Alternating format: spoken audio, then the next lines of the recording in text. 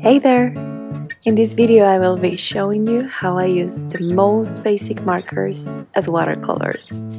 It is going to be filled with tips and tricks in the hopes that you will give this technique a try. You will see it is fun and simple, and I'm sure you already have what you need to start straight away. So, we're gonna need any type of water-based markers. These are Crayola Supertips, a plastic bag from which I cut off a smaller rectangle, and then you can also use bubble wrap or any textured piece of plastic. You will also need any type of brushes that you may have laying around, tissue paper, and of course a water jar. Also, if you have a spray bottle lying around, you can go ahead and fill it with water. Let's start.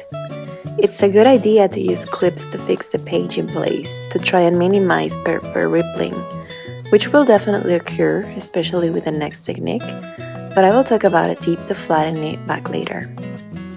Start by drawing on your plastic paper. It's important that you try and choose colors that complement each other, because we are going to be mixing them a little bit.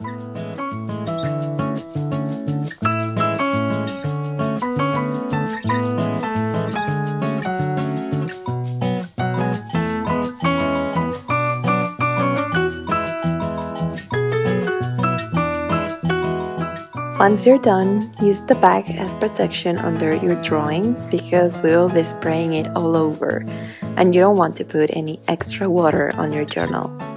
So just start spraying until you cover all the ink and see bigger drops of colored water. Then spread those drops a bit more with a brush.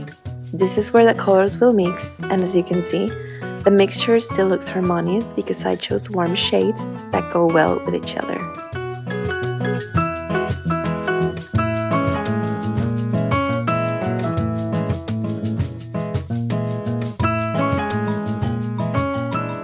Then use the tissue paper to absorb any bigger puddles that form.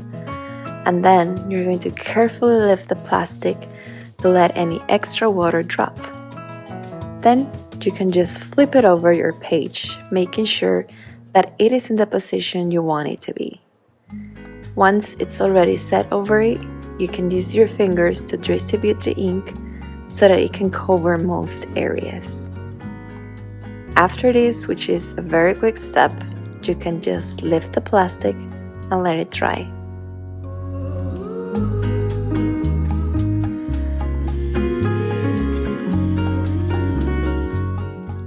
Once it's dry, you can set up your cover page. With so much color going on, I like to keep it simple, but you can add some sparkle using a metallic pen or even watercolor. As you can see, the page is all rippled. If this bothers you, you can try adding less water or no water at all. Or like me, you just put your journal under your mattress at night. It does help a lot. Now we are going to set up a brain dump. So flatten the page as flat as you can and clip it in place. This time, we are going to use the bubble wrap. So you are just simply going to draw over the bubbles. You can use different colors if you'd like. Protect again the pages with your bag and spray to activate the watercolor effect. Then simply flip it over the page where you want your title and press. While that dries, we will use the plastic as a palette, so simply draw on it and activate with a wet brush. There are no mistakes here. Watercolors are so versatile that you can always go back to change the look of it. So just go over it up to 3 times so that the paper won't get too damp.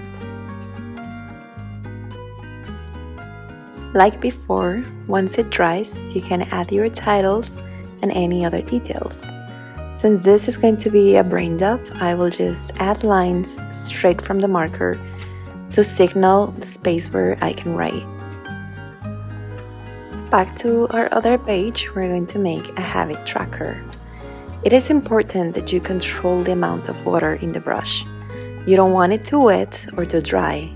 The best way to know how much is enough is to practice. And always have the tissue on your hand so that you can take away the excess water. I personally like to work with light colors, so that means more water than ink. The tissue here also helps me see the intensity of the color so that I can adapt it if I want. As you can see, I'm doing very easy strokes. I love the rustic, handmade look of these strokes, so I am not being precise. I allow the ink to come and go as it pleases, because the slight changes in tone through the stroke is what makes this technique so appealing to me. If you have noticed, I roll the brush over the ink. This is to dampen it with it, and in this way my stroke can last longer.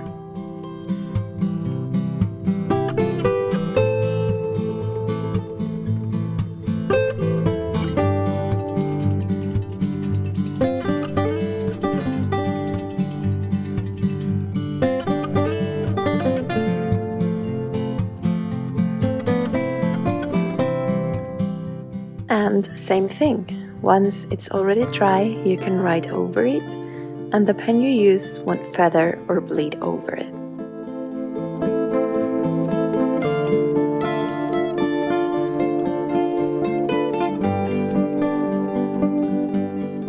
Now I'm going to set up a mood tracker.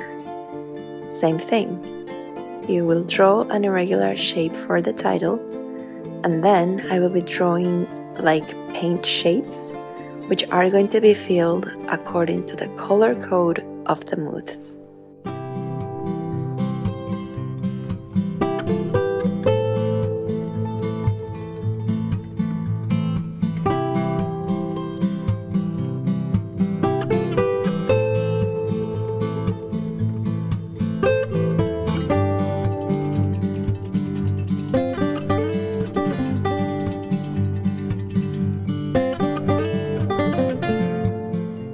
My favorite part is to fill this type of trackers with this technique, because although you can do it straight from the marker, using the plastic and the brush and the water is going to make the final look worth the extra time. As you can see, those soft colors make up for a really subtle color parade. To finish off, I will be setting up a weekly, and I will be using very basic shapes. Just a rectangle with a thick edge to write the day on it. And again, as you can see, it's very free, and that gives it the artsy look, a careless and free and fun look. You don't need precision or a ruler, just go with it. The light colors will make it look smooth and organized, ready for you to journal on it.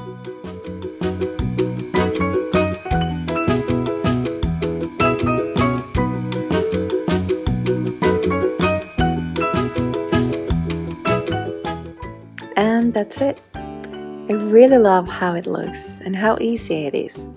Don't be afraid to go for it. Like I said, there's no wrong stroke, and the more you do it, the more you will be familiarized with how much ink and water you need, and then you can move on to doing more intricate designs if you want to. I really hope that you like this idea. Please subscribe to see more, and as usual, thank you so much for watching.